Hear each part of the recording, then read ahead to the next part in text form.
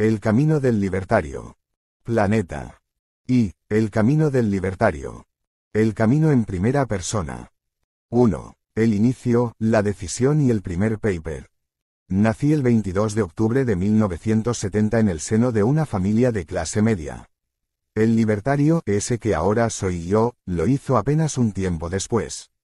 Me recuerdo con 11 años, en abril de 1982, estar escuchando la famosa frase de Lorenzo Sigaud, el que apuesta al dólar pierde. Ese fue el inicio de la debacle del modelo de la tablita cambiaria, pero no solo eso, también fue el momento en que descubrí que había mucha gente que en mi país estaba mal. Agobiada. Y lo estaba por sus deudas, épocas de la circular 1050. En ese momento, de repente, y fruto de la licuación, gente que estaba bien pasó a estar muy mal, y viceversa, aunque en el agregado todo estaba peor. Algo había ocurrido, algo le había cambiado el modo de vida a mucha gente de manera sustancial. Yo siempre estuve muy atento a las charlas que tenían mis padres con sus amigos, con sus allegados o con los padres de mis compañeros del colegio. Veía esas interacciones y también las fluctuaciones en los niveles de vida. Fluctuaciones que básicamente estaban ligadas a los cambios de la economía. Y eso que a los adultos les impactaba tanto, a mí, ya de chico, también. Todos en cierta manera notaban que vivían peor y más atentos a la economía. Yo también. De hecho, fue en ese momento que decidí estudiar economía. Si las cosas que pasaban con el dólar, con la inflación, con la economía en general afectaban el bienestar de las personas, tenía que entender cómo funcionaba. Y para entender, evidentemente, tenía que estudiar. Pero no solo la economía despertaba interés en mí. Para entonces era un chico marcado por el Mundial 78 y las descollantes actuaciones de Mario Alberto, el Matador, Kempes y Ubaldo Matildo, el Pato Fillol. El Pato, a quien tuve oportunidad de conocer y abrazar ya de grande, es uno de mis máximos ídolos. De hecho, fue tal la influencia que tuvo sobre mí que no lo dudé en ningún momento. Si de fútbol se trataba, mi lugar dentro de una cancha era el arco. Y lo fue a pesar de que mis características no eran las más adecuadas para un arquero, mi altura es 1,80 metros. Sin embargo, fueron justamente esas características las que hicieron que, cuando jugaba en Chacarita Juniors, entrenara mucho más. Y gracias a semejante nivel de entrenamiento, 6 horas por día, cuando estaba en el arco, saltaba y al travesaño lo dejaba a la altura del pecho. Volaba de palo a palo sin dificultad. Este no es un dato menor, ya que marca un rasgo de personalidad. El arquero no solo se viste distinto, 10 con el mismo uniforme y uno totalmente diferente, y puede utilizar las manos dentro del área grande, sino que además tiene su propio entrenamiento, juega con la tribuna en la espalda todo el tiempo, suele festejar los goles en soledad y es el único que, cuando se equivoca, paga con un gol en contra. Obviamente, debería quedar claro que ser arquero requiere una personalidad muy particular. Así, atravesado por dos pasiones, la economía y el arco, fui creciendo hasta que en junio de 1989, mientras cursaba el primer año de la licenciatura en Economía en la Universidad de Belgrano, mi mamá me pidió que la acompañara al supermercado. Me acuerdo como si fuera el día de hoy. Plena hiperinflación. Yo estaba apoyado con los brazos sobre el changuito y no me olvido más lo que sentí al ver a unas chicas con guardapolvos usando una especie de pistola, las famosas tiqueadoras, sin parar de remarcar precios mientras la gente se abalanzaba sobre la mercadería. Fue un momento de enorme confusión. Todo aquello que estaban viendo mis ojos se llevaba de patadas con lo que venía estudiando en la universidad, algo evidente para un primer curso de economía de la carrera. Los precios subían pero la demanda no bajaba. La gente se seguía tirando arriba de los productos, procurando acapararlos. Así que, mientras veía esa película, pensé, lo que estoy estudiando en la universidad está mal o soy un pelotudo que no entiende nada. Así es que asumí que, al destinar 6 horas diarias al entrenamiento de fútbol, no estaba estudiando lo suficiente como para entender la naturaleza del problema, y fue ahí mismo que decidí abandonar el fútbol y comenzar a estudiar economía de manera superintensiva. Comencé a leer muchísimos libros, más allá del material que me daban en la facultad. Podría decir que comencé un proceso de educación autodidacta y ya a los 20 años escribí mi primer paper, llamado La hiperinflación y la distorsión en los mercados.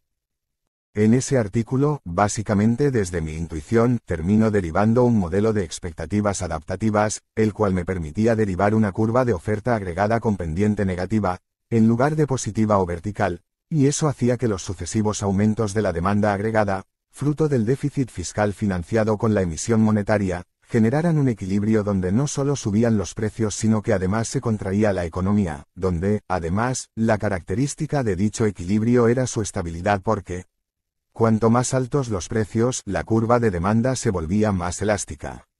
Y si bien la curva de oferta se invertía, era mucho menos elástica que la demanda, entonces, generaba un equilibrio que no solo existía y era único por la linealidad de las funciones de oferta y demanda resultantes, sino que además era estable. Así, a los 20 años había llegado a explicar un proceso hiperinflacionario que, por otra parte, implicaba que la presencia de la aceleración inflacionaria derivada de una hiper también generaba contracción de cantidades, esto es, caída del PIB, producto, caída del empleo y caída de los salarios reales. En paralelo, y para perfeccionar mi beta histriónica junto con Hernán Boraquia, baterista, con quien nos une una gran amistad desde los 10 años, decidimos armar una banda tributo a los Rolling Stones. Sumamos al talentosísimo guitarrista Juan Carlos Marioni y a Diego Vila, bajo, para que finalmente Diego París, guitarra rítmica, se nos uniera para completar el quinteto. Mi lugar en la banda era el de vocalista que intentaba replicar el rol de Mick Jagger en la banda de rock más grande en el mundo. Con mi paso por la música pasa lo mismo que con el fútbol, quienes vieron y acompañaron el proceso dicen que era bueno. Mi percepción no es tan optimista. 2. El estudio del keynesianismo, la maestría en el Instituto para el Desarrollo Económico y Social. La Universidad de Belgrano, como cualquier casa de estudios, tiene regulados los contenidos, así que, cuando terminé la carrera de grado, salí formado con la típica estructura analítica de centroizquierda, o sea, era post-keynesiano con tintes de estructuralista, alguien que creía que la inflación es multicausal, que es importante la presencia del Estado regulando la economía, que hay un rol destacado para el Banco Central y el Estado tiene que intervenir determinados mercados fundamentales, como el cambiario, entre otras cosas. Sin embargo, pese a mi visión presente, no reniego de aquello, porque precisamente es lo que hoy me permite abrazar con más fuerza las ideas de la libertad.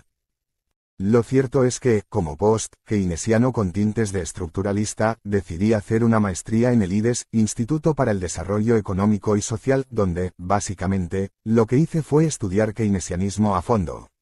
Ahí, a través de sus excelentes profesores, José María Fanelli, Jorge Streb, Mario Damil, Roberto Frenkel, Guillermo Rosenburcel, Luis Acosta, Fabián Abadí y Javier Finkman, entre otros, estudié distintas variantes del keynesianismo. Es más, me hice muy amigo de Javier Finkman, QEPD, y él me llevó como ayudante de microeconomía a la Universidad de Buenos Aires. Paralelamente a ser ayudante de Javier, me reencontré con un profesor de la UB, Daniel Pérez Henry, y me ofreció ser su ayudante en macro. Esto es muy interesante porque en ese momento el análisis microeconómico iba por un lado, el crecimiento, campo en el que años más tarde me especialicé, iba por otro y la macroeconomía por otro.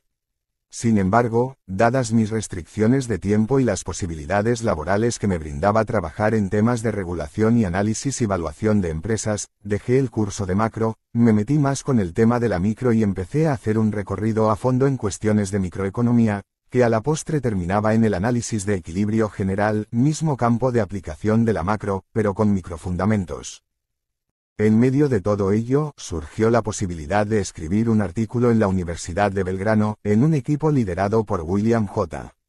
Baumol, 2 veces candidato al Nobel de Economía, y con 2 profesionales maravillosos en el plano local, como Víctor Alberto Becker y Alfredo Juan Canavese, QEPD. Un trabajo en el que había mucha micro aplicada, porque mostraba la disputabilidad del mercado telefónico, lo que después fue muy importante, por todos los temas regulatorios que, para mí, habrían de convertirse en una fuente de vida, por decirlo de alguna manera. De hecho, participé en la defensa de Argentina en 5 casos en el CIADI, el Centro Internacional de Arreglo de Diferencias, después de haber trabajado haciendo evaluación de empresas en HSBC, para luego pasar a Máxima AFJP, trabajando además como economista, para desembocar más tarde como economista coordinador del estudio Broda. De hecho, Fue en el contexto de mi trabajo en HSBC que, para que me resultara más divertida la tarea, lo que hacía era darles a los documentos muchos microfundamentos. Lo cual implicaba usar intensivamente la teoría económica. Pero la verdad, pese a que era muy bueno en la micro, en macro siempre le pifiaba. Había algo que no funcionaba. Así que un día, en medio de una profunda autocrítica y dado el vínculo que tenía con Alfredo Canavese, me puse a hacer el posgrado en Economía de la Universidad Torquato di Tella, UTDT. 3. Estudio en la di Tella, una maestría más ecléctica. Cansado de errar tanto con las familias de modelos keynesianos y estructuralistas, ingreso en la di Tella. Allí comienzo a ver la macro moderna, que era, básicamente, equilibrio general intertemporal, algo que ya había estado estudiando por mi cuenta y por mucho tiempo, y ahí es cuando me convierto en un neoclásico recalcitrante, absolutamente ortodoxo. En ese entonces estaba de moda la teoría de los ciclos reales, la cual, en términos de enfoque analítico, macroeconomía intertemporal microfundamentada, es una suerte de escuela austríaca pero con mucha matemática. En dicho marco, los ciclos vienen dados por cuestiones exógenas donde, salvo la presencia de algún tipo de fallo de mercado, no había rol alguno para la política monetaria, neutralidad del dinero, ni para la política fiscal, equivalencia ricardiana. Lo único que podían hacer dichas políticas era daño. Sin embargo, el problema, desde mi punto de vista, se encuentra en que dicho análisis está construido sobre el paradigma neoclásico y, cuando se da ingreso a los fallos de mercado, ahí se abre la caja de Pandora socialista. Si bien me resultaban mucho más confortables los resultados, todavía había algo que no cerraba, sentía que tenía unos modelos matemáticos estéticamente hermosos, bien ajustados empíricamente, pero les faltaba corazón, les faltaba el alma. Gozaban de una belleza vacía. Sin lugar a dudas, guardo hermosos recuerdos de mi paso por la di Tella, donde he tenido la posibilidad de cursar, escuchar o conocer a profesores maravillosos, como Alfredo Canavese, Erwin Klein, Pablo Guidotti, Guillermo Calvo, Pablo Sanguinetti, Daniel Heyman, Julio Berlinski, Ana Martirena Mantel y Leonardo Gasparini. Obvio, un capítulo aparte merecen los matemáticos Diego Rial y Pablo Azcue, personas con un talento único para hacer muy fácil algo que no luce como tal. Aprendí tanto de cada uno de ellos del mismo modo que mis profesores del IDES y la UB, que siempre guardarán un lugar destacado en mi corazón. Juan Carlos de Pablo. Cuando era muy chico, y a diferencia del querido Facundo Manes, mi padre no me obligaba a ver Tiempo Nuevo, el programa de Bernardo Neustadt, yo lo miraba solo. Por aquel maravilloso ciclo he visto pasar a grandes pensadores. Dentro de ellos, había uno por quien sentía una gran admiración. Alguien que explicaba con facilidad lo que en boca de otros parecía difícil, Juan Carlos de Pablo, el profesor. Saber si el profesor estaba en un auditorio era fácil, estaba lleno de bote a bote. En ese sentido, crecí y me desarrollé profesionalmente admirando a un verdadero gigante de la divulgación. Y de nuevo la vida me deparaba un hermoso regalo. Estaba en Tucumán, en una reunión de la Asociación Argentina de Economía Política. Presentaba mi trabajo sobre sustentabilidad fiscal bajo incertidumbre. Recuerdo que mi exposición fue espantosa y, mientras veía que la audiencia no me estaba siguiendo, me fui a un rotafolio y empecé a hacer las demostraciones matemáticas ahí mismo. ¿Para qué? Si la cosa ya venía mal, la empeoré aún más. De no ser por el comentarista Ernesto Resch, seguramente nadie hubiese captado nada. Tenía una calentura que volaba. Estaba furioso y a la velocidad de rayo me fui para el ascensor para volver a mi cuarto y encerrarme. En ese contexto, freno contra el espejo del ascensor y un señor alto, canoso, de barba y con anteojos, que estaba dentro de la cabina, me dice, «Para, pibe». ¿Qué pasa? Mi respuesta fue tajante, «Soy un pelotudo. Acabo de exponer para el orto». Esa persona me responde, «Para un poquito, tranquilízate».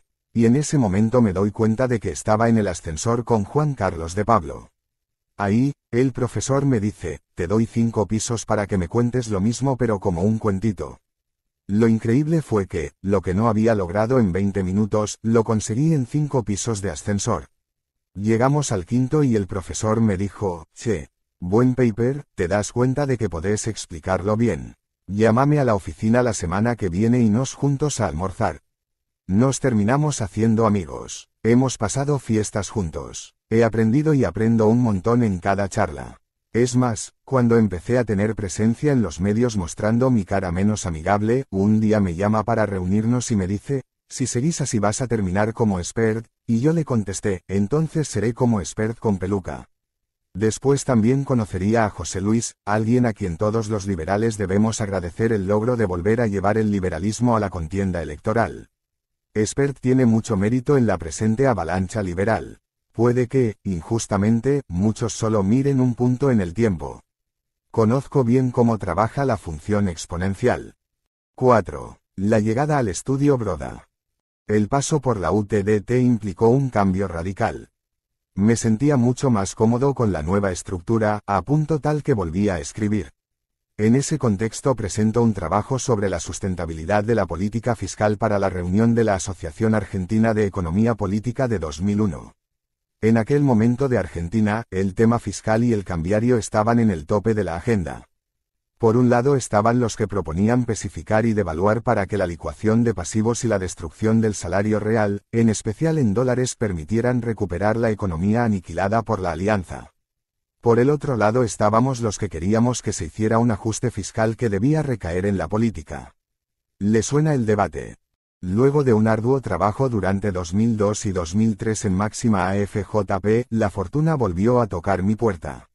A inicios de 2004, el Dr. Miguel Ángel Broda me ofrece trabajar como economista coordinador de su estudio, tarea compartida con su hija Andrea. Si bien estuve allí 4 meses, la experiencia fue maravillosa. Aprendí el trabajo del economista profesional de verdad. Había dejado el lado del mostrador en el que recibía los informes de las consultoras, a los que les hacía críticas cosméticas, más o menos válidas desde lo teórico, pero cosméticas al fin, para estar del lado de los que escribían. En principio, parecía fácil. Venía de publicar 2 artículos muy buenos en materia de sustentabilidad fiscal, con contribuciones concretas para los casos sin 2001, y con incertidumbre 2002, y, muy especialmente, había publicado el que aún hoy considero uno de mis mejores artículos académicos de mi carrera, Deuda soberana óptima bajo información asimétrica. Allí, en medio de la renegociación de la deuda defaulteada en 2002, aclamada y festejada por la corporación política como si, ante la quiebra de una empresa, los empleados que pasarían a estar desempleados festejaran el evento, aunque la corpo nunca paga los costos, me puse a desarrollar la estructura analítica del bono con el cupón atado al PIB. Hasta ese momento, los desarrollos teóricos eran muy malos ya que implicaban que, cuando a un país le iba mal, le llovían los dólares del financiamiento, mientras que, si las cosas iban bien, era tanto lo que tenían que pagar que caían en default. Un resultado ridículo. Por eso, en el trabajo se desarrollaba un contrato de deuda dinámico que incorporaba los problemas de información asimétrica, con las pertinentes restricciones de participación y compatibilidad de incentivos, y cuyo resultado era un cupón atado al PIB con un techo y un piso. Esto es, cuando a la economía le va bien no cae en default y cuando le va mal, difícilmente reciba todo el financiamiento que busca.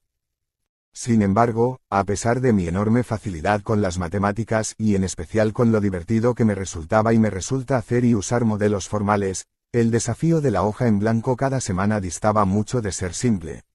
Había que estar mirando los datos todo el tiempo, encontrar algo novedoso y que fuera relevante. A su vez, la competencia buscaba lo mismo, por lo que, si uno llegaba tarde, tenía que asimilar la explicación del rival y ver si la podía mejorar para no quedar fuera del debate. Todas las semanas quedaba en claro cuán fácil era criticar y cuánto más difícil construir.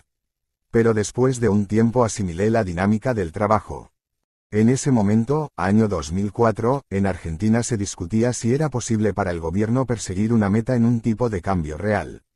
La literatura señalaba que no era posible ya que, si el Banco Central fijaba el tipo de cambio por encima del nivel de equilibrio, en la segunda parte del libro se entenderá el uso de las comillas, el ingreso de divisas llevaría a una expansión de la oferta monetaria que haría subir los precios y entonces el tipo de cambio real se apreciaría. Por otra parte, si se liberaba el tipo de cambio, el precio de la moneda extranjera quedaría alineado con la cantidad de dinero y el nivel de precios. Esto es, el gobierno no podía hacer nada para tener un tipo de cambio competitivo, desde el cual impulsar el crecimiento económico liderado por las exportaciones. Más allá de eso, el debate era ese y estaba planteado en esos términos. Y hay muchos proponían lo que hoy definiría como la solución violenta, el control de capitales. La idea era que el Banco Central pudiera desacoplar del control del tipo de cambio y el nivel de precios restringiendo el ingreso de capitales. Naturalmente, la solución no me resulta simpática. Frente a ese desafío, me enfrenté y resolví el trilema monetario pensando el problema a la Tinbergen. Esto es, como un problema de incompatibilidad en la cantidad de instrumentos y objetivos. Básicamente, el teorema de Tinbergen dice que, si se tiene n objetivos de política económica, por lo menos hay que tener n instrumentos de política económica independientes.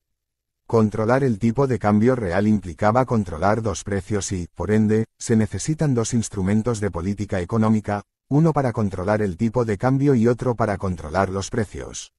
Entonces, descubro que el problema del trilema se arreglaba sumando un instrumento de política económica y ahí aparecen dos versiones. Por un lado, la versión heterodoxa del control de capitales, mientras yo proponía una política fiscal contracíclica. Esto es, si la política monetaria estaba subordinada al control del tipo de cambio, para compensar los efectos sobre el nivel de precios, la política fiscal debía compensar los efectos en precios de la primera. Obviamente, el resultado era que, si querías tener un tipo de cambio real competitivo y querías ganar en competitividad, la política fiscal debía correrse para que el nivel de precios estuviera a raya. No está mal el resultado, pero hoy me produce náuseas el nivel de violencia y fatal arrogancia que implica pensar la política económica en esos términos. Sucede que aún no había tenido la dicha de toparme con Murray Newton Rothbard. Más allá de mi visión presente sobre la economía en general y el análisis económico en particular, parado en la lógica de aquel debate y en aquel momento, la contribución era importante. Yo lo tenía claro, pero el doble comando en el estudio siempre lo dejaba fuera de los semanales y las presentaciones, hasta que un día el Dr. Broda tenía que mandar una nota a La Nación, y sabiendo de mi habilidad para modelar, me llamó para discutir el tema y ahí le expuse mi visión. El Dr. Broda captó de modo instantáneo la contribución, señalando con su típica voz de trueno, este es un aporte significativo, para que haga cosas como estas es que lo contraté. La presencia de otras personas en el lugar era el indicio de que debía renunciar. La decisión ya estaba tomada, sin embargo, dada la enorme carga de trabajo que implicaba el armado del ciclo mensual, le comuniqué a Miguel Ángel mi decisión al día siguiente de la presentación, ya que es el día en que todos descansan después del ciclo. Miguel Ángel me dijo, justo ahora que le tomó la mano al trabajo. Y yo le contesté, el tango se baila de a dos y, si la otra parte no quiere bailar, es imposible. Nos miramos, nos entendimos, nos dimos la mano, y me fui, con un enorme y eterno agradecimiento para con el Dr. Miguel Ángel Broda, quien me enseñó el oficio y a ganarme la vida como economista. Tiempo después, en una charla con José Luis Espert, que también había pasado por el estudio, le conté esto y el profe me dijo, el estudio es una gran escuela, no conozco a nadie que haya pasado por ahí en un puesto importante que luego no le fuera bien en su vida profesional. La expresión fue un poco más áspera, pero imagino que el profe no se molestará con la versión edulcorada. Es más, cuenta la leyenda que un día el Dr. Broda señaló en una charla, yo podría otorgarles un título a los que pasan por mi estudio. En rigor, yo nunca escuché tal cosa, pero créanme que, si el Dr. Broda llegara a decir eso, yo daría fe de que tiene razón. Confieso que este es un momento muy emotivo del libro y hasta siento que no estoy expresando toda mi gratitud hacia el estudio y los meses que allí estuve.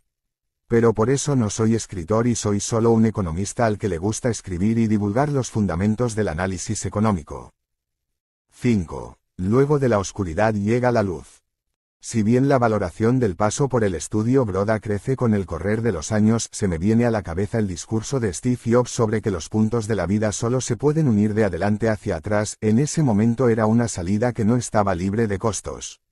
La demanda de tiempo que implicaba el estudio me había llevado a romper con una pareja y además, cuando llegaba el fin de semana, no tenía muchas ganas de vida social.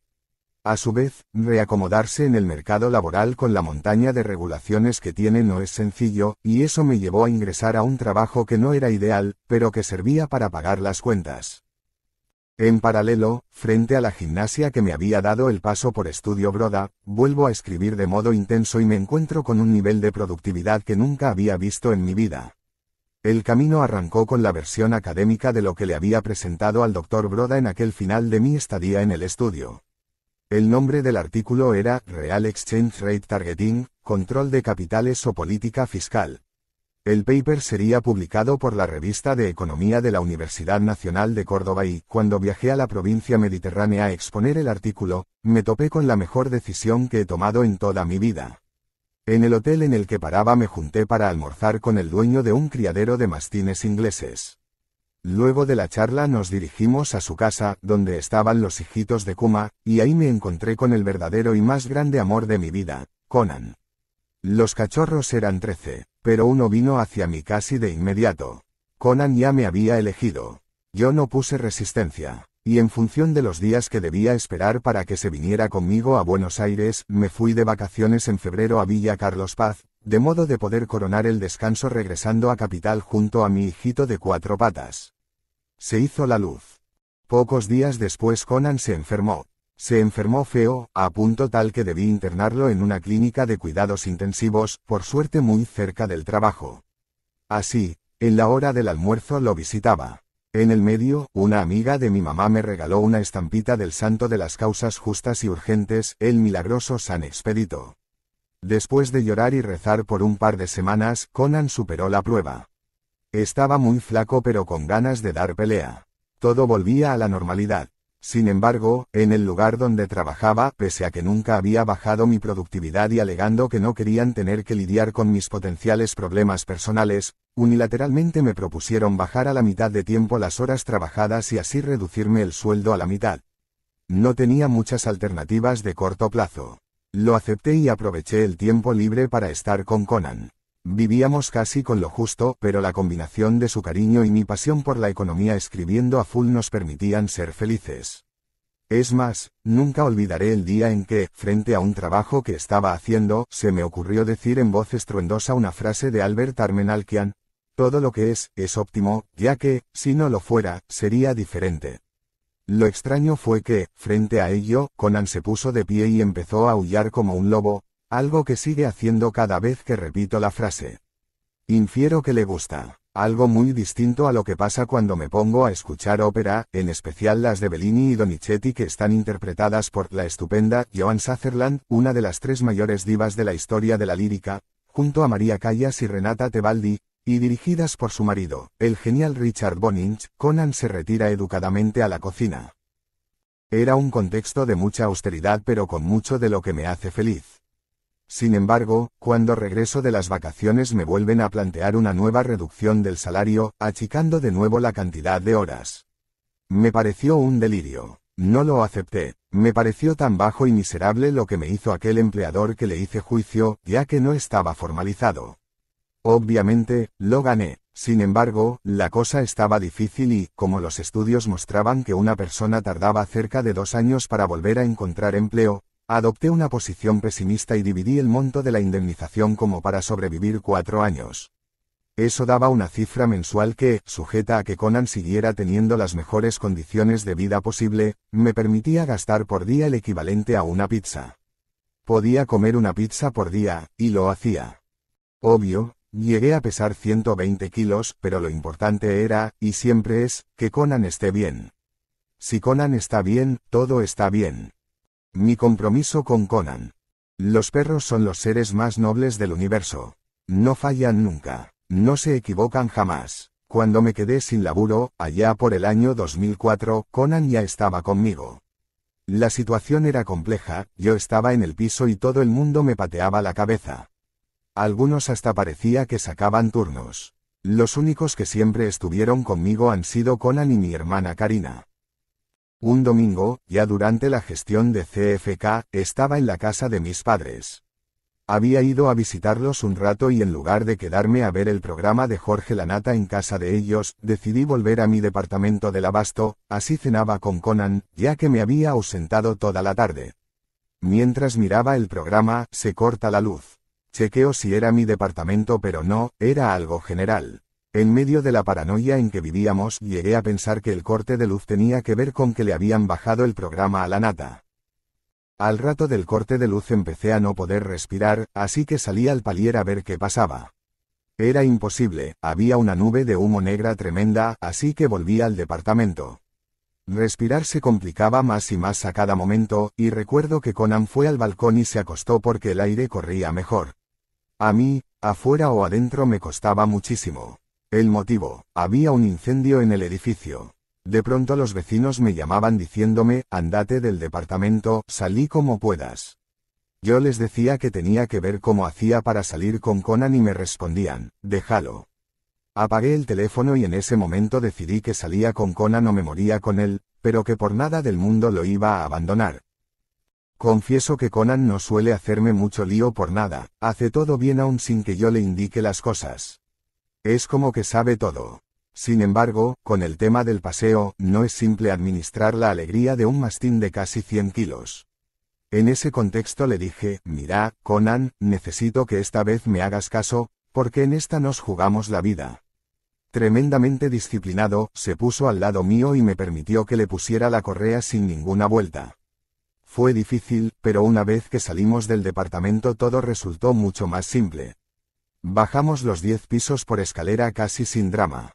Cuando llegamos, entre vidrios y mampostería rota, un bombero me ayudó a llevarlo a UPA para que no tuviera que pisar los vidrios, pero como yo iba a otra altura, chupé un montón de humo y cuando bajé estaba cianótico. Con lo cual, así como estaba, me agarraron y me metieron en una ambulancia para darme oxígeno, mientras llamaba al veterinario, Miguel Durán, QEPD, un tipo al que, como amigo, he querido enormemente y al que siempre lo recuerdo de la mejor manera.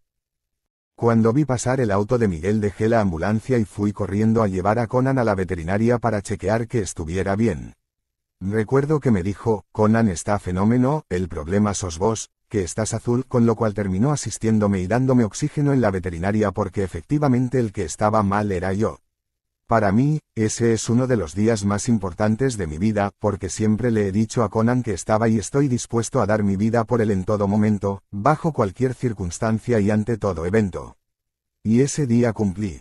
De más está decir que, entre tanto, iba consiguiendo algunos trabajos de consultoría que me permitían recalcular los gastos mensuales.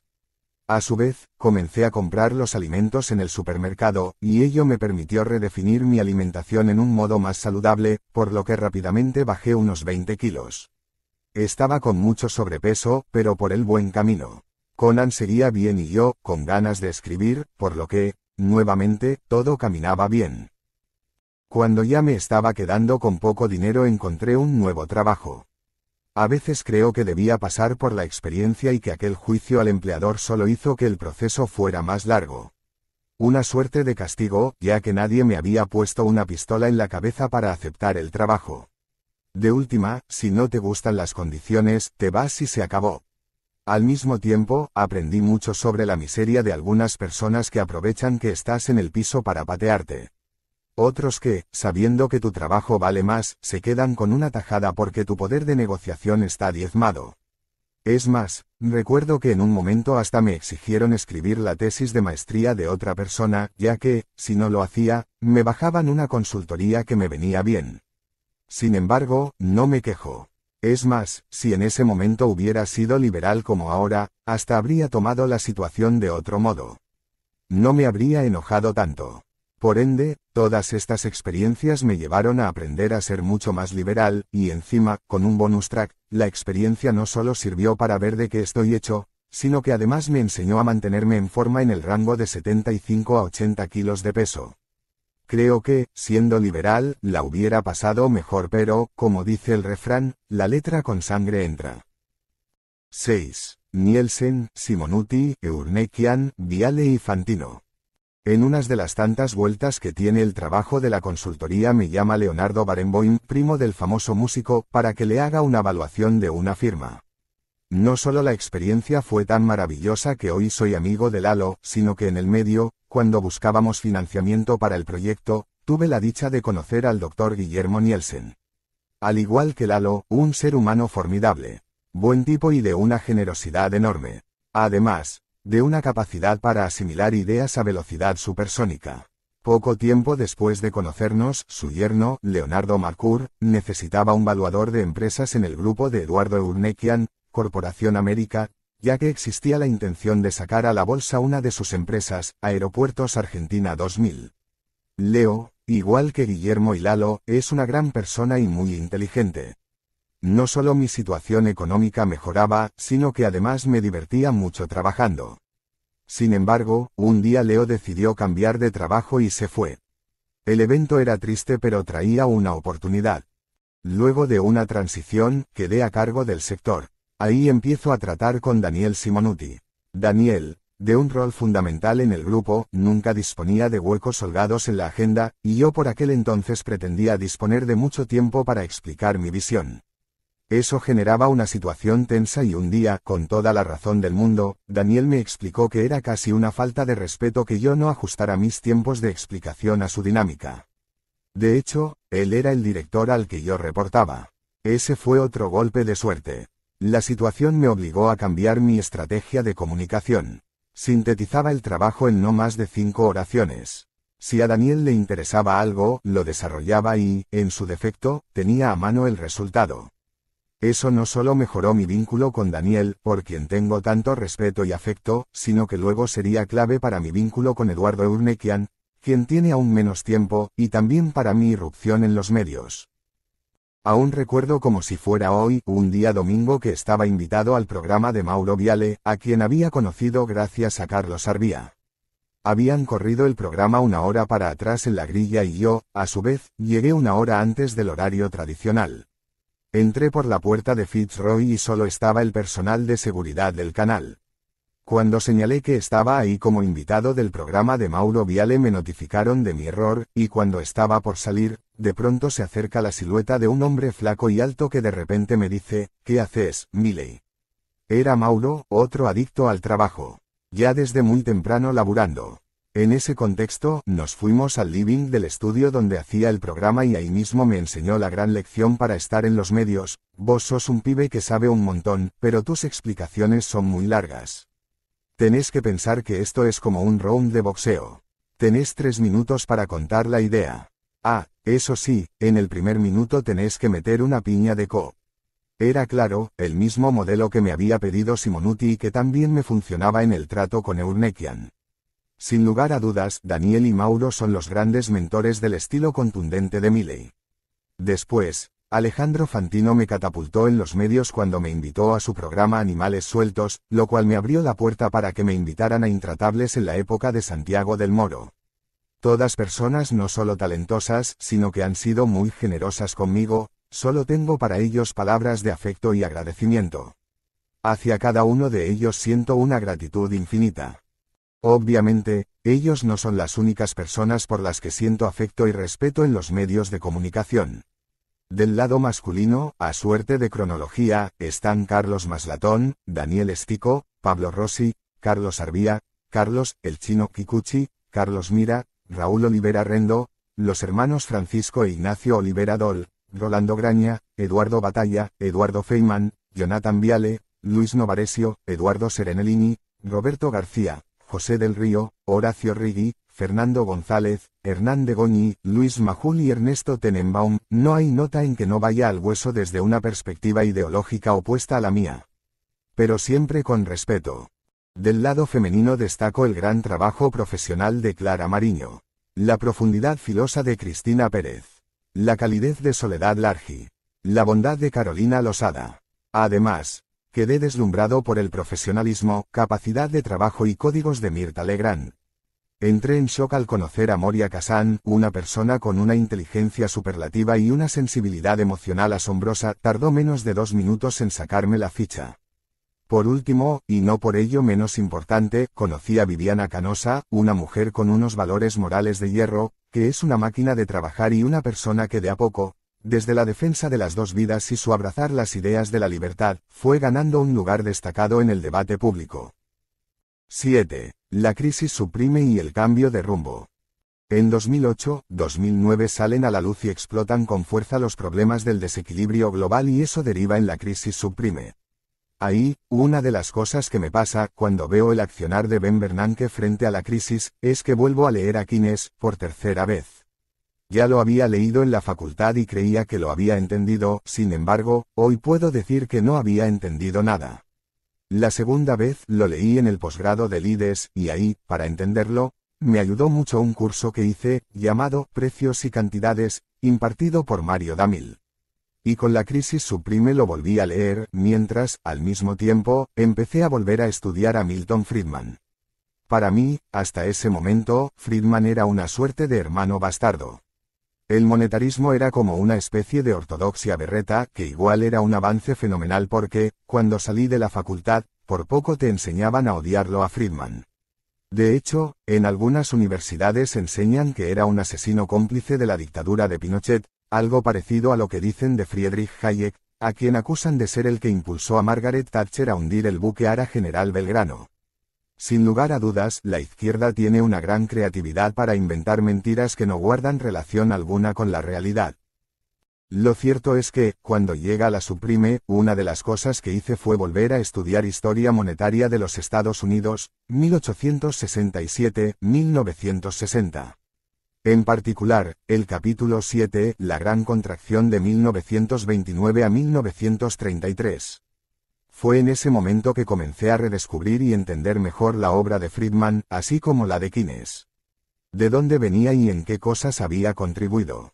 A esta altura ya no es necesario aclarar que no comparto algunos aspectos metodológicos y apreciaciones de Keynes en su teoría general, pero, al margen de eso, estaba mejor equipado para enfrentar la situación y una de las cosas que percibía era que la profesión empezaba a repetir el mismo error que había cometido en la crisis del 29, es decir, pedir que se liberara el mercado y que el mercado limpiara. Y lo digo hoy, aun siendo filosóficamente anarcocapitalista. El problema con dicha recomendación era que tenías un sistema financiero de encaje fraccionario, por ende, no tenía sentido dar una recomendación de política económica ignorando el marco institucional y las condiciones del Estado. La realidad es la que es, no la que existe en mi caso ideal. Esa recomendación generó un desastre que terminó en la Gran Depresión y eso fue lo que permitió la llegada con toda la fuerza de las ideas de Keynes.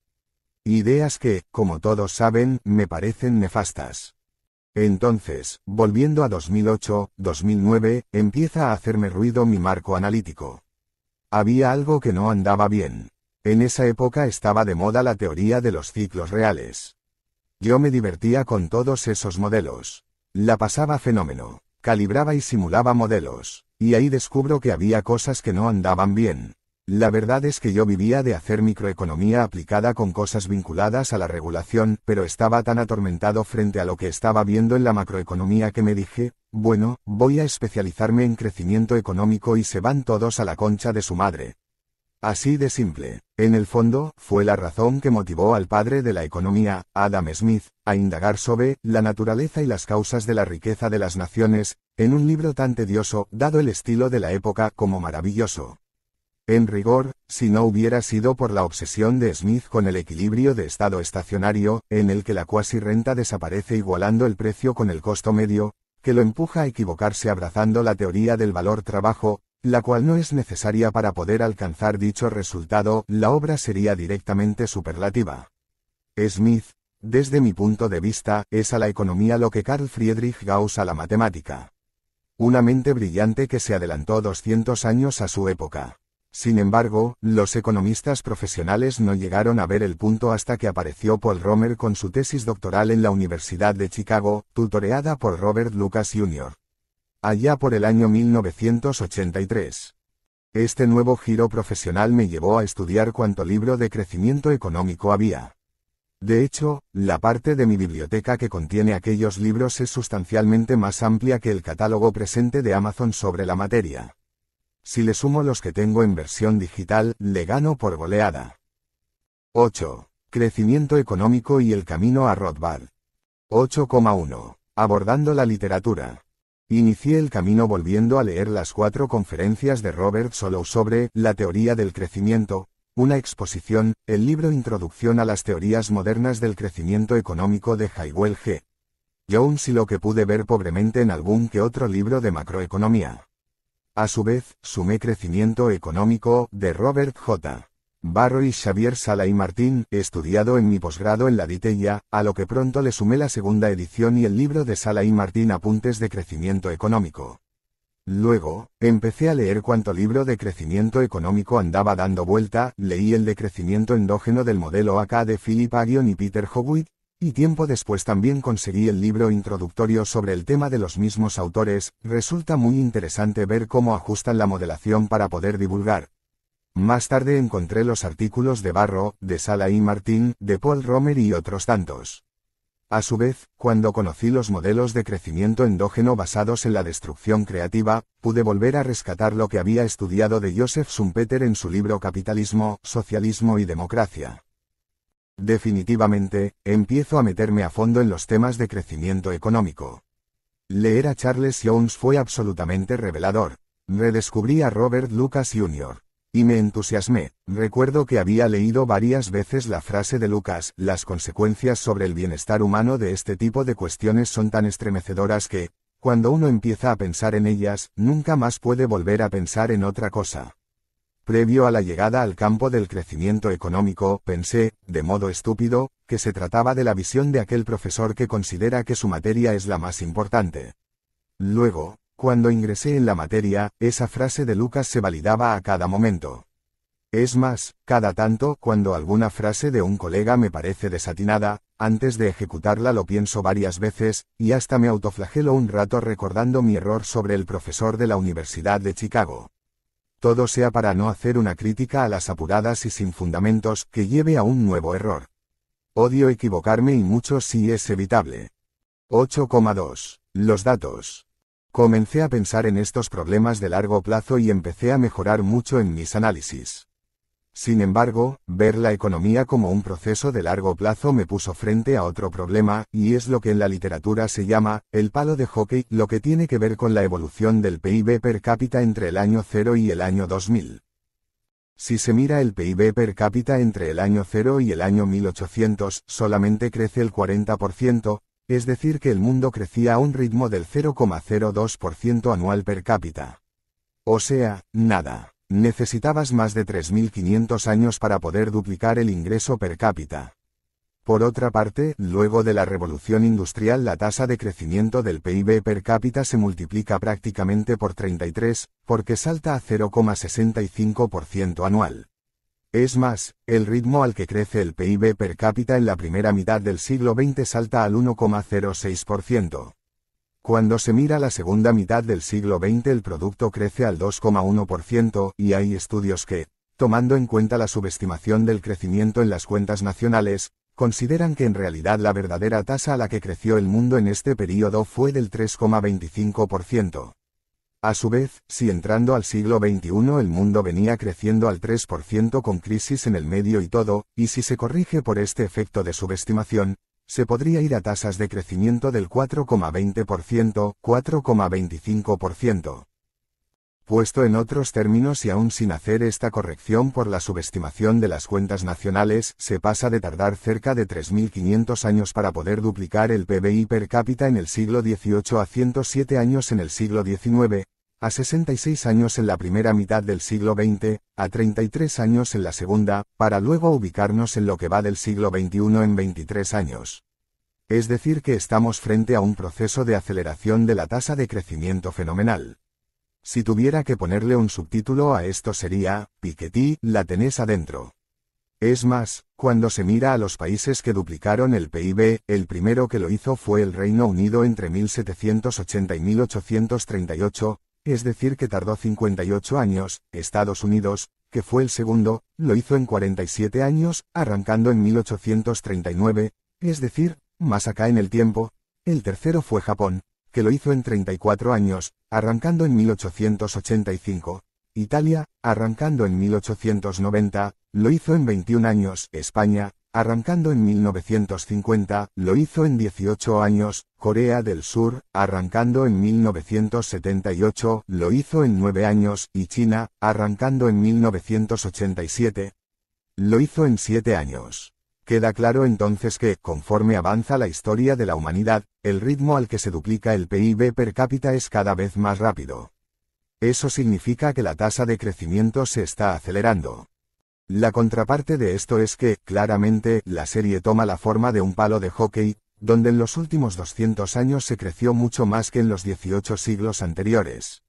Así, mientras que entre el inicio de la era cristiana y el siglo XVIII el ingreso per cápita se multiplicó por 1,4 veces, durante los últimos 2 siglos se multiplicó por 9,7 veces.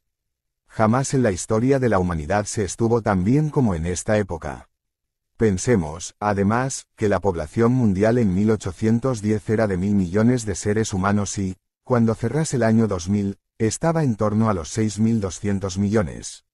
Por otra parte, hoy en el mundo viven unos 7.800 millones de seres humanos, esto quiere decir que, entre otras cosas, la ley de hierro de los salarios de Thomas Malthus ha sido un fracaso. Y que las nuevas versiones del malthusianismo, desde el Club de Roma hasta la Policía Verde Ecologista, deberían internalizar la recurrencia conceptual de sus errores, al margen de que algunos de dichos errores están llevando al asesinato de millones de inocentes en el vientre materno, política de Estado impulsada a inicios de los 70 por Henry Kissinger durante el gobierno de Richard Nixon. 8,3. De Adam Smith a Murray Rothbard. Si bien tengo una visión negativa sobre el trabajo de Malthus e infinitamente mucho peor sobre sus seguidores modernos, lo comprendo dentro de su ubicación en tiempo y lugar. Es más, el sistema explica bien lo que pasó desde el año 0 al 1800 de la era cristiana, aunque no vio ni por asomo lo que había logrado visualizar Adam Smith. Smith, sin saberlo, predijo el palo de hockey. Sin embargo, el palo de hockey en la teoría económica implica la existencia de rendimientos crecientes a escala. A su vez, a los rendimientos crecientes en microeconomía se los llama no convexidades, y tienen una implicancia negativa en términos de óptimo de Pareto. Puesto en otros términos, las no convexidades están asociadas con estructuras de mercado concentradas, las cuales implican un desvío desde el tan ansiado óptimo. Sin embargo, la pregunta es si en el mundo previo a la llegada del capitalismo el 95% de la población mundial vivía en condiciones de pobreza extrema, menos de $1 por día, y hoy, con una población 8 veces mayor, previo a la pandemia, el dato estaba debajo del 5%, a fines del siglo XX ese dato era 20%. ¿Cómo puede ser que la teoría económica señale que dicha estructura está mal? Esas estructuras concentradas que la microeconomía trataba como algo malo, en la vida real aparecen con el formato del palo de hockey y habían generado una explosión de riqueza como nunca antes en la historia de la humanidad, y no solo eso, se estaba aniquilando la pobreza a ritmos verdaderamente impensados. Entonces, de nuevo, la pregunta es, ¿cómo carajo puede ser que los economistas pensemos que los monopolios son malos o que las estructuras concentradas son malas si la evidencia empírica muestra que trajeron un nivel de bienestar fenomenal? Acá hay algo que no anda bien, que huele podrido. Yo ya venía de la frustración de ser post-keynesiano, venía de la frustración de ser neo-keynesiano, venía de la frustración de ser un neoclásico recalcitrante y ahora me frustraba con el crecimiento económico. Algo que me tenía que llenar de buenas noticias ahora me hacía un quilombo tremendo, porque me hacía ruido con la microeconomía que había estudiado durante tantos años. Era una situación de frustración fenomenal. Además, tenía la sensación de que a toda esta literatura le faltaba el alma, había algo que no contábamos o que estaba ahí y no nos dábamos cuenta, no lo veíamos. Era absolutamente frustrante. Sentía que manejaba toda una aparatología y una metodología estéticamente maravillosa, porque además es una matemática que produce regocijo porque estéticamente es bellísima, pero no daba los resultados esperados. ¿Dónde estaba el problema? Y en medio de esa frustración que tenía, en mi equipo de economistas en Corporación América aparece un exalumno de Economía Matemática de la UADE, Federico Ferrelli Macha, uno de los coautores de Política Económica Contrarreloj, junto con Diego Giacomini. Me acuerdo de que, hablando con Federico, le dije, aquí hay algo que huele a podrido. La teoría económica dice que las estructuras de mercado concentradas son malas para el bienestar. Y mira los datos, rendimientos crecientes y una caída fenomenal de la pobreza. ¿Dónde está mal eso? Entonces, me pasó un artículo de Murray Rothbard traducido por Alberto Venegas Lynch, o sea, el papá de Alberto Venegas Lynch hijo. Ese artículo es parte del libro El hombre, la economía y el Estado. El capítulo se llama Monopolio y competencia, tiene unas 140 páginas que leí en una tardecita y cuando terminé dije, todo lo que estuve enseñando por más de 20 años de estructuras de mercado está mal. ¿Por qué? Porque el enfoque de la economía neoclásica de mercados está basada más en la sustentación de la estructura matemática que sobre la base conceptual. El ejemplo clásico de ello es el monopolio. Según la teoría neoclásica hace daño y según los austríacos lo que hace daño es si se trata de un monopolio derivado de la acción del Estado. Vamos al punto. Pensemos en 10 empresas que venden celulares. De pronto una hace un desarrollo que le permite ofrecer el mejor celular al menor precio. ¿Cuál es el resultado? Las restantes 9 empresas quiebran. Ahora hay una sola empresa. Un monopolio. No intentes autoconvencerte de que es malo. No lo es. Ese monopolio es un benefactor social, hay que aplaudirlo de pie. Darme cuenta de ello implicó un shock fenomenal sobre mi forma de pensar. Ahí nació el austríaco. Yo ya me estaba haciendo conocido, porque coincidió con la época en que publicamos Política Económica Contrarreloj. Perfil tenía una sección que se llamaba El Economista de la Semana, y a Giacomini le tocaba su turno en la columna pocos días después de la publicación del libro.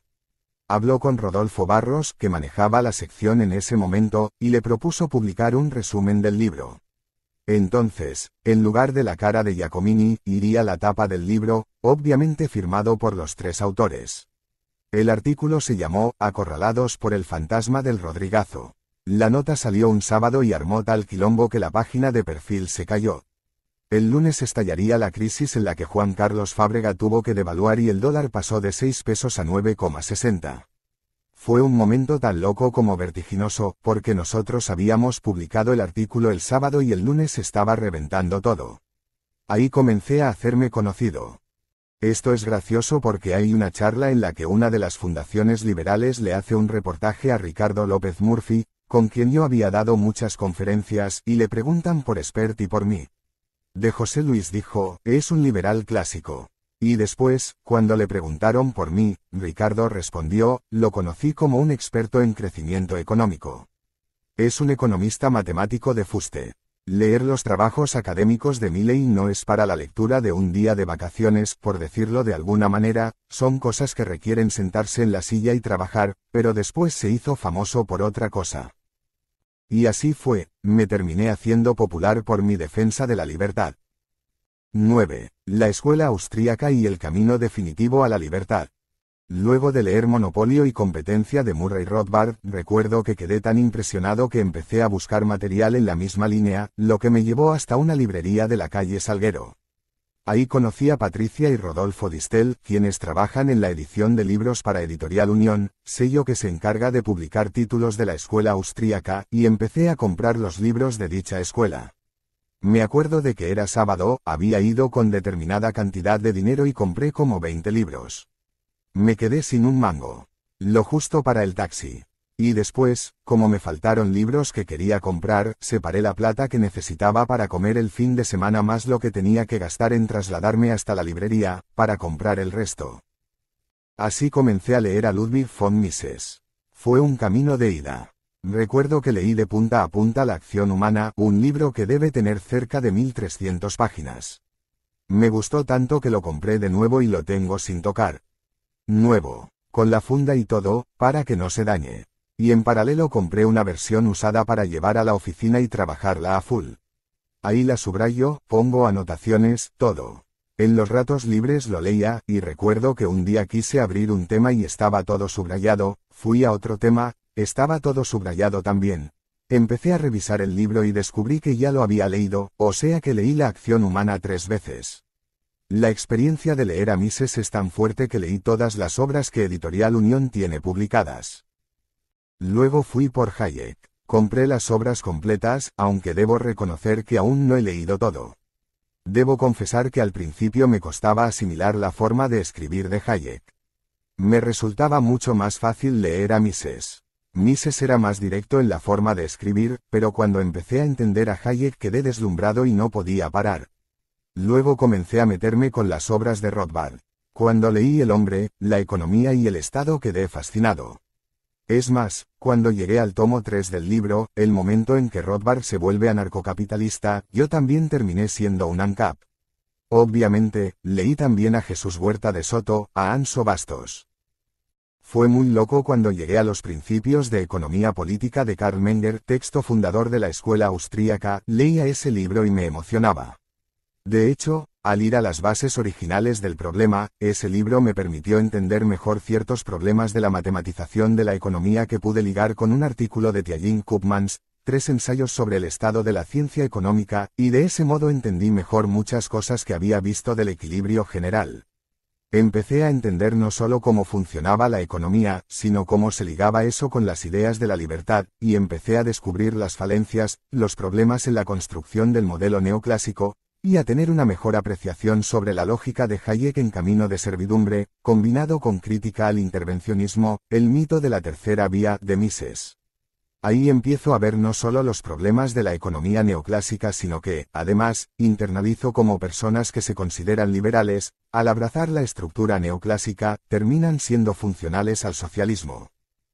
En línea con lo anterior, siempre cuento una anécdota muy interesante. Recuerdo que le habían otorgado el Nobel de Economía a Jean Tirole y que, bajo el formato de divulgación, publicó un libro que se titula La economía del bien común. A la luz de los trabajos que había realizado en el campo de la regulación, amaba a esa familia de autores franceses. Cuando terminé de leer el libro la sensación era muy reveladora. Si yo hubiera leído este libro antes de convertirme al liberalismo libertario, o sea, al anarcocapitalismo, lo habría amado, pero ahora me parece una reverenda mierda. Me generó repulsión el nivel de intervencionismo que mostraba. Sin embargo, es algo convencional bajo el formato del análisis microeconómico, donde se asume que existen fallos de mercado. Hoy en día, luego de haber pasado una buena cantidad de tiempo estudiando el vínculo entre la teoría económica y las estructuras matemáticas que la sostienen, estoy convencido de que los fallos de mercado no existen. Cuando alguien sostiene que está frente a un fallo de mercado y resulta necesaria la intervención del Estado, le sugiero que haga 2 ejercicios, y, antes de culpar al mercado, le sugiero que se fije si no está el Estado estorbando en el medio, siendo el origen del problema, y, si el Estado no está estorbando, sugiero que vaya y estudie mejor lo que está mirando, porque lo está haciendo mal. ¿Le parece una visión fundamentalista? Lo siento por usted. Cuando uno entiende que el mercado es un proceso de cooperación social en el cual se intercambian derechos de propiedad de modo voluntario, la careta del intervencionista se cae y saca a la luz su faceta más turbia, la envidia. En ese mismo proceso descubro a Henry Hazlitt. Recuerdo cuando compré en una librería de Nueva York su libro La economía en una lección. En aquel momento ya tenía en mi biblioteca unos 1500 libros físicos y más de 5000 digitales.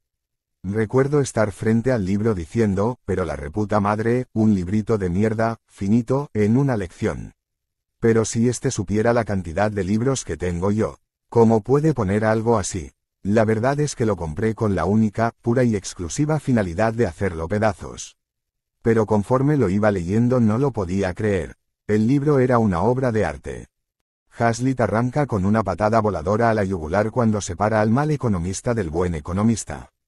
En dicho sentido, mientras que el primero solo mira un mercado en determinado momento del tiempo, equilibrio parcial estático, el segundo considera además los impactos en el resto de los mercados, equilibrio general tanto en sus consecuencias presentes como futuras, esto es, un enfoque intertemporal. En definitiva, Henry Hazlitt logra transmitir de un modo brillante y simple el modelo de equilibrio general intertemporal, y lo pone al servicio de desterrar todas las falacias con las que los políticos nos arruinan la vida. Enseguida comencé a internalizar los conceptos de la escuela austríaca y sentí que había encontrado lo que necesitaba.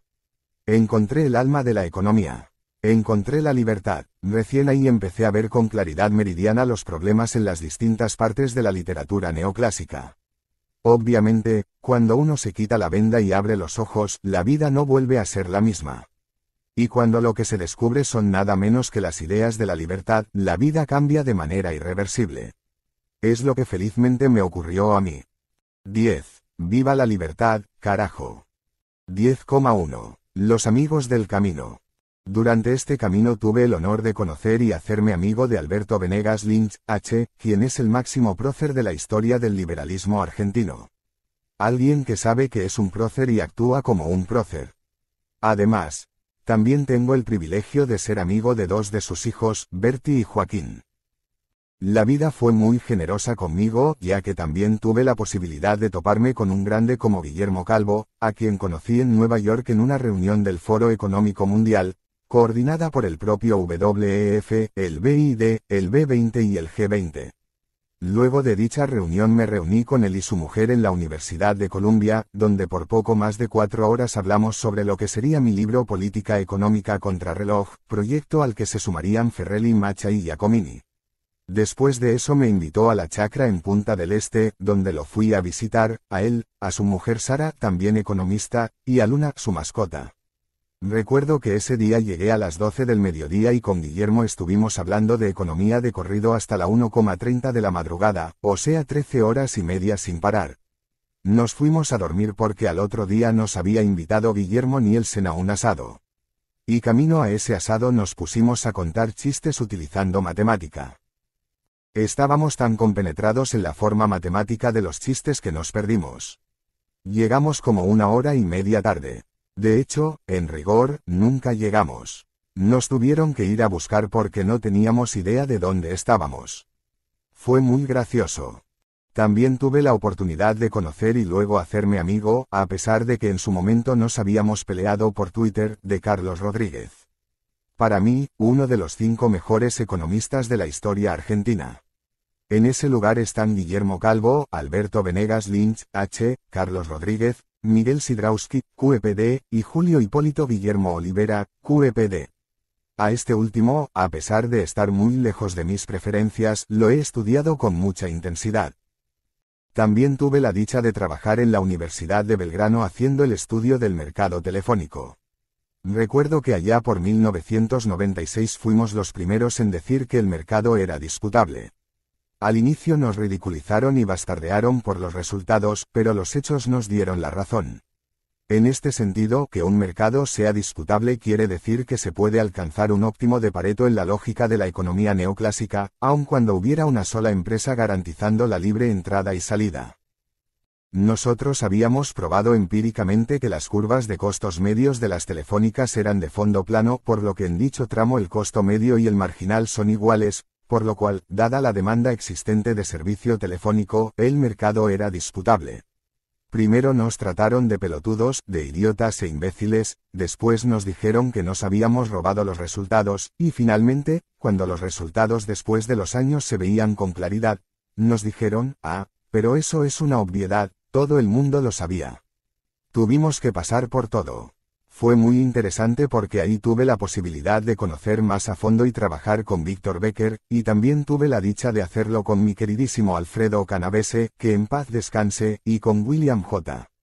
Baumol, 2 veces candidato al Nobel de Economía, quien desarrolló la teoría de los mercados disputables junto con Panzari Billig, mientras que con Elizabeth Bailey desarrolló toda la economía multiproducto. Otra cosa maravillosa que me pasó en el último tiempo fue estar dando una conferencia sobre historia del pensamiento económico para la Universidad Carlos III, en la maestría sobre escuela austríaca que dirige Jesús Huerta de Soto, y de pronto, en medio del Zoom, aparece el propio profesor Huerta de Soto. No lo podía creer. Veo el vídeo y es impresionante porque estoy explicando y de repente algo raro sucedía en una de las ventanas principales del Zoom. Estaba ingresando el mismísimo Jesús a saludarme y a felicitarme por mi labor en la defensa de las ideas de la libertad. No lo podía creer. Como dije y no paro de decir, la vida es muy generosa conmigo. 10,2. La clase de economía más concurrida del mundo. Pandenomics, mi anterior libro, fue presentado en más de 20 países del mundo con mucho éxito, pero no solo eso, fue un proyecto de divulgación económica que derivó en otro realmente especial. Allá por mayo de 2021, la Fundación para Estudios Económicos me propuso hacer 4 clases online junto con Gloria Álvarez para batir el récord mundial de asistentes a una clase de economía. Básicamente, la gente de Guinness decía que tenía que haber 3.000 personas en línea en simultáneo durante 20 minutos para batir ese récord. Nosotros tuvimos 20.000 por más de 1 hora. De hecho, había 46.000 inscriptos, o sea que hasta rompimos la capacidad de la plataforma, ya que Zoom permite, como máximo, hasta 10.000 personas conectadas. De hecho, hay solo 3 slots de ese tipo de capacidad y nos habían concedido 2 creyendo que no lograríamos llenarlas, ya que nunca nadie había saturado una sala de 10.000 personas. Ahora estamos con todos los trámites para que Guinness nos incorpore oficialmente como récord mundial. Así es que no me puedo quejar. La economía es un continuo de satisfacciones. 10,3. La mirada sobre la vida, la fórmula de la felicidad. Percibo que mucha gente ve la vida como algo gris o triste y solo de vez en cuando tiene una alegría fuerte. Sin embargo, mi protector de pantalla en la computadora tiene 4 letras, ANTF. Significado: alegría no tiene fin. Para mí la vida es eso. Es un continuo de alegría en el que, solamente, aparecen momentos no agradables que en realidad también están para que podamos aprender algo. Si uno lo toma así, como un aprendizaje, empieza a vivir mucho mejor. Por eso soy un agradecido a la vida y a Dios. De hecho, lo que yo llamo la fórmula de la felicidad la descubrí estudiando optimización dinámica, en especial, lo vinculado con las condiciones de transversalidad, combinada con un capítulo de Los Simpsons. En uno de los capítulos de la serie, Marge y Homero van a cenar. Llegados al lugar, a Homero se le ocurre ordenar pez globo. Sin embargo, el pez globo es muy peligroso para comer ya que, salvo una pequeña parte, el resto es mortalmente venenoso, por lo que requería del trabajo de un especialista. Dado que el sushi-master estaba ocupado con una señorita en la parte trasera de su auto, el asistente cocinero le sugiere ordenar otro plato. Naturalmente, Homero no acepta la sugerencia y el aprendiz se encarga del plato. Cuando llega el maestro se encuentra con que habían cortado mal el pez globo, así que Homero va de urgencia al médico, quien le informa que le quedan 24 horas de vida. A partir de ahí, el médico le sugiere a Homero hacer un listado con 10 cosas para hacer teniendo en cuenta que sería su último día de vida.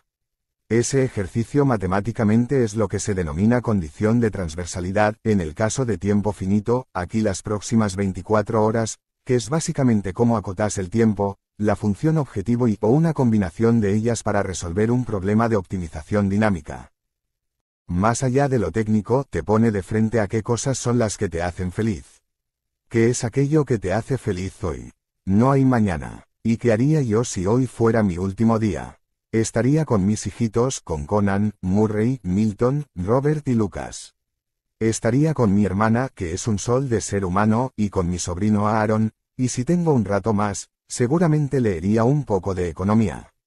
Eso es lo más importante en mi vida. Por eso y nada más es que todo vale la pena. Entonces, empecé a vivir sabiendo que eso es lo importante y que todo lo demás tiene que ser funcional para que ese tiempo sea lo mejor posible. Porque, en realidad, en términos probabilísticos, la posibilidad de que me muera mañana es muy baja. Entonces, entiendo el trabajo de una manera funcional a eso, pero encima trabajo de algo que me gusta, entonces no es una carga.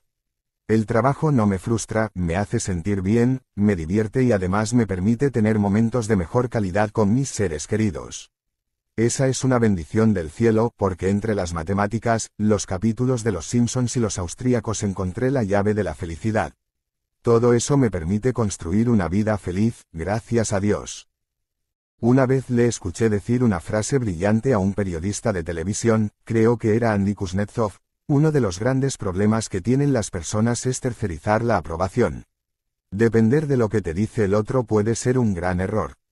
A veces, uno puede hacer un trabajo fenomenal y de pronto viene un pelotudo y de la nada te dice que lo que hiciste es una cagada. Es todo un tema. En ese caso, si una persona tiene tercerizada la aprobación, se va a derrumbar. En esta mirada de la vida mucho tuvo que ver mi abuelastro, mi abuelo Rubén.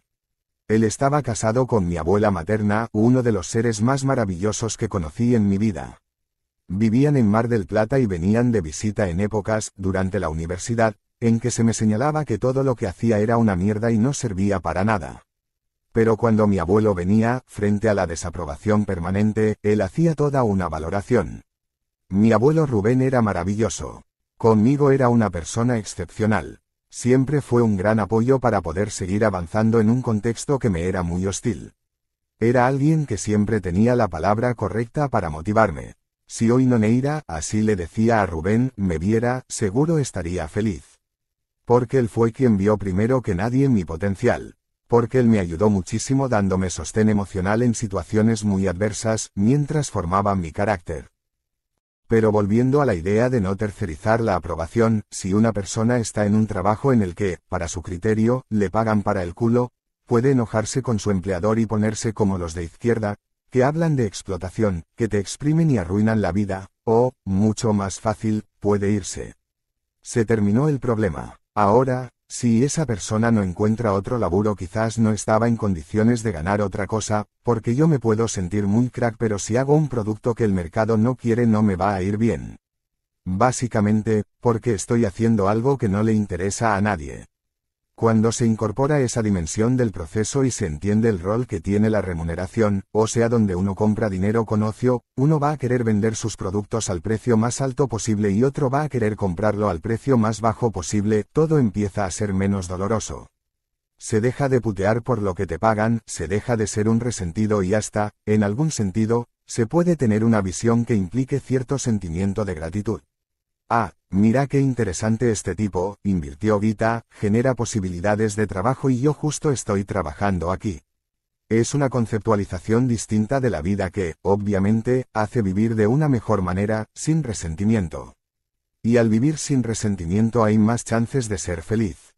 Por eso en las sociedades donde hay mercado se convive mejor, no es solo porque, como dice Bastiat, donde entra el comercio no entran las balas, sino también porque, como dice Bertrand de Juvenel, donde hay mercado las costumbres son dulces. Donde hay mercado hay valoración. Cuando alguien da algo, eso que da tiene valor. Se valora y se aprecia. En cambio, hay infinitamente menos dulzura si se cree que se tienen puros derechos, se exige y se vive siendo un ingrato, teniendo una actitud mezquina, que es precisamente lo que domina al pensamiento de izquierda. La mezquindad, la envidia, el odio y el resentimiento. La izquierda que te dice, odia al que te está dando trabajo porque es un hijo de puta que te está explotando. ¿Por qué? Porque trabajan con la teoría de la explotación.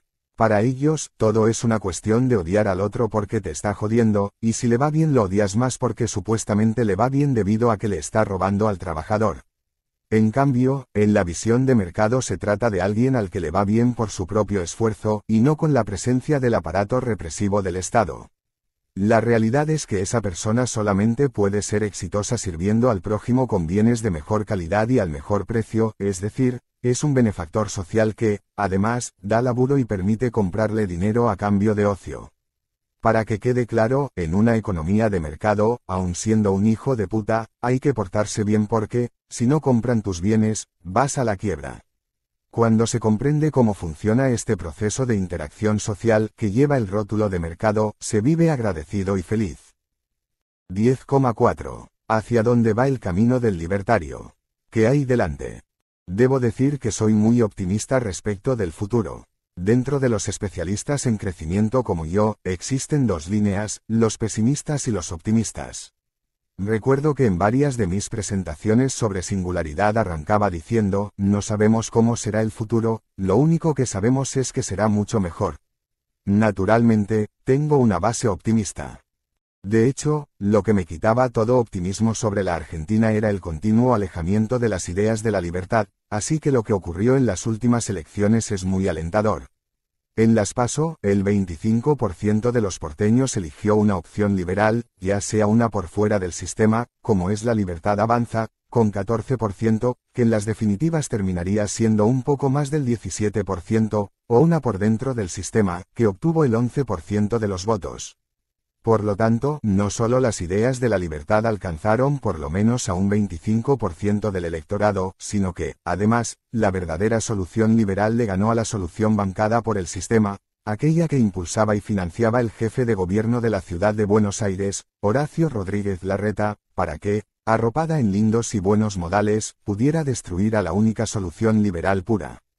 En este contexto, creo que estamos en presencia de una excelente noticia. A su vez, no solo es importante lo logrado cuantitativamente como la mejor elección de un outsider sin estructura, sino también por ser el primer caso de la historia del mundo hispanoparlante en que un libertario accede a una banca de legislador nacional. Al mismo tiempo, desde el inicio de la campaña para las PASO, en aquel acto en Plaza Holanda, el mensaje liberal ocupó el centro de la escena. Todos hablaban sobre nuestra visión. Todos debieron correr sus posiciones. Por lo que, si lo que hemos logrado en términos cuantitativos es importante, en términos de debate es arrollador. Es más, durante la campaña fuimos perseguidos, operados y difamados, mientras se buscaba aterrar a los votantes con la amenaza de, no tires tu voto, estamos a 7 votos de Venezuela. Planteos que, pocos días después de la elección, los sicarios de la libertad dejaron al desnudo que habían sido mentiras. Hoy es muy interesante lo que pasa con los distintos votantes. Hoy, los que votaron a la libertad avanza están felices, ya que honramos a cada paso nuestra palabra. Muchos de los que votaron a los salvadores de Juntos por el Cambio se han dado cuenta de que han sido estafados y que con las palomas hoy estamos más cerca de Venezuela. La sorpresa son los kirchneristas y algunos sectores del peronismo que descubren que hay alguien que no vino para mentir. 10,5. Un mensaje final. Luego de todo lo recorrido hasta acá, quiero que sepan que abrazar la libertad vale la pena. Hay modelos que aseguran comida, casa, estudios, recreación, sí, pero eso es exactamente lo mismo que dan en la cárcel. Hay gente a la que parece que le gusta estar lustrando las cadenas. Yo, en cambio, no tengo dudas. Prefiero una libertad riesgosa a una esclavitud tranquila. Y lo único que hago es contar que hay otra forma de vivir. Al margen del valor de la libertad, la realidad es que aquellos países que son libres son 8 veces más ricos que los reprimidos. El decil más bajo de la distribución, es decir, los pobres del país libre, están 11 veces mejor que los del país reprimido. No solo eso, además tienen el doble de ingreso que el promedio de ingreso del país reprimido. Esto, dado que la distribución del ingreso lleva el formato de una chi cuadrada o una log normal, quiere decir que los más pobres del país libre están mejor que el 80-90% de la población del país reprimido. No tengo dudas, es mejor ser cola de león que cabeza de ratón. Además, tienen 25 veces menos pobres en formato estándar y 50 veces menos en el formato extremo, por lo tanto, cuantitativamente el diferencial del logro es enorme. Al mismo tiempo, es falso que el sistema sea injusto. Si los socialistas no han podido superar la trampa de la teoría del valor trabajo, no es problema del capitalismo de libre empresa. Los socialistas, antes de ser aplastados por la evidencia empírica, ya habían sido derrotados, mucho tiempo antes, en el campo de las ideas. Esto es, el socialismo es un error teórico y una aberración empírica.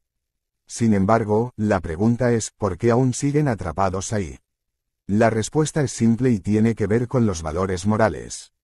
No pueden salir de la teoría del valor trabajo porque es la que les permite sostener la teoría de la explotación de Rodbertus y la plusvalía de Marx. Esto es, no les importa ni la teoría ni la evidencia empírica. Necesitan un argumento que les permita disfrazar su envidia, su odio y su resentimiento con la defensa de una supuesta causa noble, que es la de liberar a los oprimidos. Sin embargo, la izquierda, aun frente a su estrepitoso fracaso económico, se reordenó bajo la idea de que el sistema capitalista de libre empresa es injusto. Se arrogaron una suerte de superioridad moral y como los liberales, frente a la evidencia cuantitativa, no presentaron batalla, los socialistas se llevaron el debate sin resistencia alguna. Así, desde la creación del Foro de San Pablo pusieron en marcha las ideas de Antonio Gramsci. Tomaron la educación, la cultura y los medios de comunicación. Bañaron todo de socialismo. Adoctrinaron a una generación de resentidos y fracasados. Afortunadamente, los jóvenes rescatarán al mundo de la pobreza miserable socialista. Los jóvenes suelen ser rebeldes frente al statu quo, y como hoy lo políticamente correcto es recitar la basura socialista, los jóvenes, en su mayoría, son liberales. Al mismo tiempo, les resulta más fácil salir de las telarañas del pensamiento socialista ya que llevan una menor cantidad de tiempo expuestos al lavado de cerebro de la educación pública, más allá de que sea de administración estatal o privada.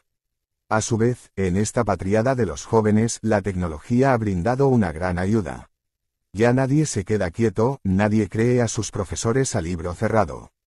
Van, miran las redes y chequean, y así destruyen la mentira de la izquierda. Finalmente, las cuarentenas cavernícolas a partir de la llegada de la pandemia llevaron a las personas a una revalorización de la libertad. Y como si esto fuera poco, día a día los jóvenes van evangelizando a los adultos de sus familias y así es que cada día somos más los que abrazamos las ideas de la libertad. Por lo tanto, el mensaje principal es que abracemos las ideas de la libertad, porque no solo nos hacen más productivos sino que se corresponden con un conjunto de valores morales superiores que nos traerán mayor prosperidad, bienestar, salud, felicidad y paz. ¡Viva la libertad, carajo!